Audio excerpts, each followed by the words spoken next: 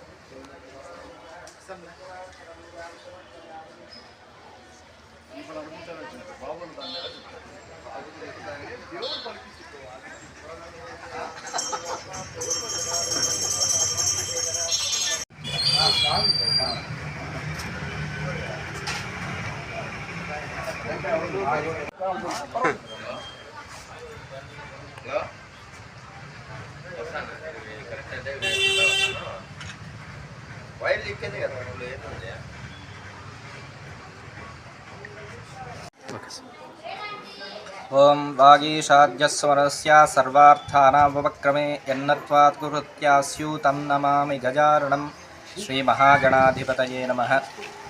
ఇక్కడ స్వయంభూ వరసిద్ధి వినాయక స్వామి వారి దేవాలయము యాదవవీధి ధర్మవరం పట్టణంలో భక్తులందరికీ కూడా కొంగు బంగారమై వెలిసినటువంటి స్వయం వ్యక్త క్షేత్రం.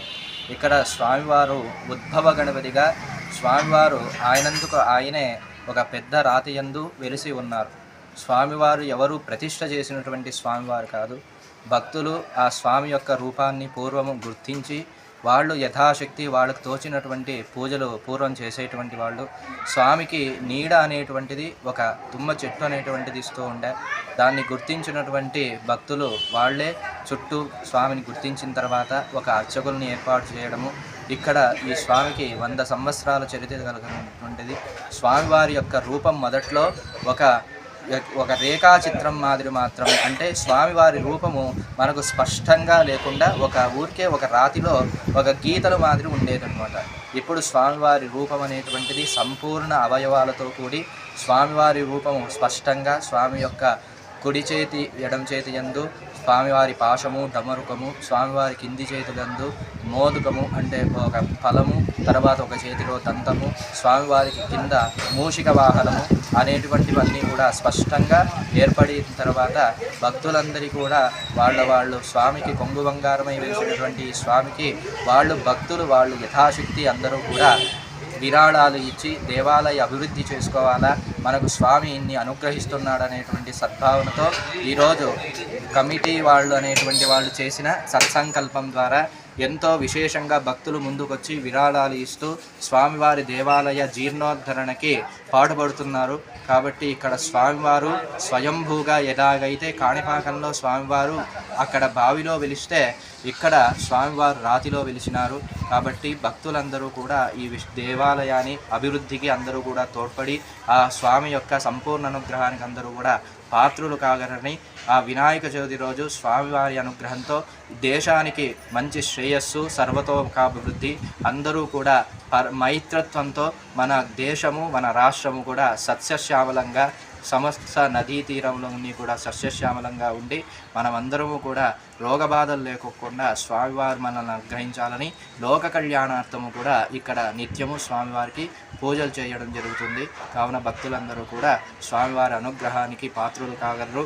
అలాగే ఈ జీర్ణోద్ధరణలో భాగంగా విశేషంగా అందరూ కూడా మీ యథాశక్తి విరాళాలు ఇచ్చి దేవాలయ అభివృద్ధికి పాటుపడగలరు. సర్వే జనాః సుఖినో భవంతు. ధర్మో రక్షతి రక్షితః. శుభం. యాదవ వీధిలో స్వయంభుగా వెలిసినట్టు వరసిద్ధి వినాయక స్వామి జీర్ణోద్ధరణ పనులు ప్రారంభించడం జరిగింది. ఆగస్టు నెల 2023లో భూమి పూజ చేసి అక్కడ నుంచి దశల వారీగా జీర్ణోద్ధరణ కార్యక్రమాలు చేస్తూ ఉన్నాం. ఈ జీర్ణోద్ధరణ కార్యక్రమంలో ధర్మవరం పట్టణంలో ఉన్నటువంటి దాతలు ఎంతోమంది సహాయ సహకారాలతో మేము ఈ కార్యక్రమాన్ని ముందుకు కొనసాగిస్తున్నాం. భవిష్యత్తులో కూడా ఇంకా దాతలు ముందుకొచ్చి మా ఈ ధర్మవరం వరసిద్ధి వినాయక స్వామికి విరాళాలు ఇచ్చి జీర్ణోద్ధరణకి ఈ అభివృద్ధికి తోడ్పడతారని ప్రతి ఒక్కరిని పేరు పేరున కోరుకుంటున్నాం. ఇక్కడ చేస్తున్నటువంటి ఈ కార్యక్రమం రాతితో మొత్తం గుడినంతా నిర్మాణం చేయాలన్నటువంటి సంకల్పంతో, భక్తాదుల సంకల్పంతో చేయడం జరుగుతోంది. కాబట్టి దీనికి అధిక వ్యయంతో కూడినటువంటి పని కావున ప్రతి ఒక్క భక్తుడు తమ తమ వంతు సహాయ సహకారాలు అందించి స్వామివారి కృపకు పాత్రులు అవుతారని కోరుకుంటున్నాను.